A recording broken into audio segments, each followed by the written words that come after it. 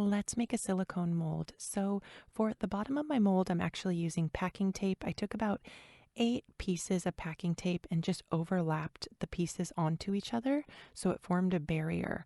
And that's going to make sure that the silicone doesn't leak once we pour the silicone over our mold blank or the thing that we are going to be making a mold of.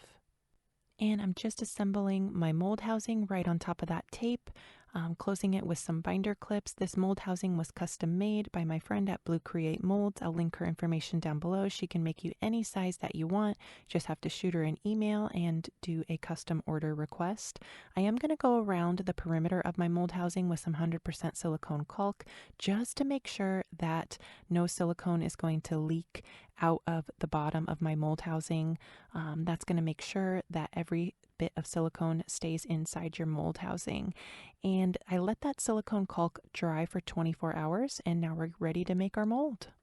I'm using the S RESIN silicone rubber, and I'm going to start out with 30 ounces. I thought 30 ounces would be enough, but I ended up having to make more the next day. You can always add another layer of silicone if you don't have enough.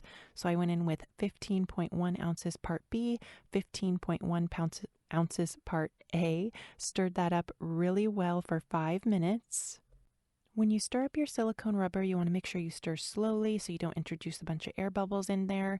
You want to make sure you mix it up really thoroughly. Scrape the bottom of your cup, scrape the sides of your cup.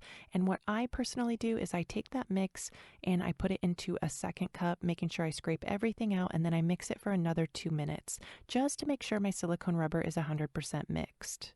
And this is sped up ×4, so I was not stirring up this fast. You want to make sure you stir it up really slow. Once you have your silicone rubber all mixed up, you're ready to pour.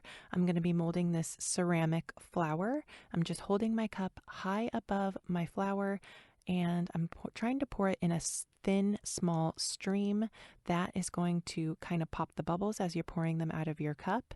And that's it. You don't have to add any heat to it. The bubbles degas on their own as the silicone is drying.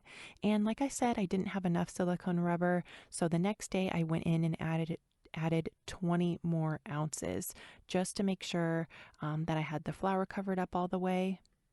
Let it dry for 24 hours, and now we're ready to take the mold apart.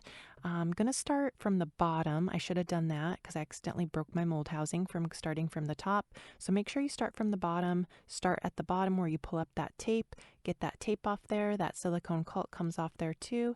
And then you can disassemble your mold housing and it'll pop right off. Comes off nice and clean. Your silicone doesn't stick to the mold housing. You're good to use your mold housing for your next pour. Pull the mold off to the side to break that seal on the flower and it'll pop right out. I'm going to go in with a little cuticle trimmer and just trim up around the perimeter of the mold and then the inner cavity of the mold around the flower. Just going to make sure that it is all nice and clean and beautiful, and then you'll be ready to go. And you do want to let your mold sit for 24 hours before you do a resin pour in it, but here's how it turned out. Turned out beautifully. Can't wait to use it. Hope you give mold making a try. It's so super simple and easy to do.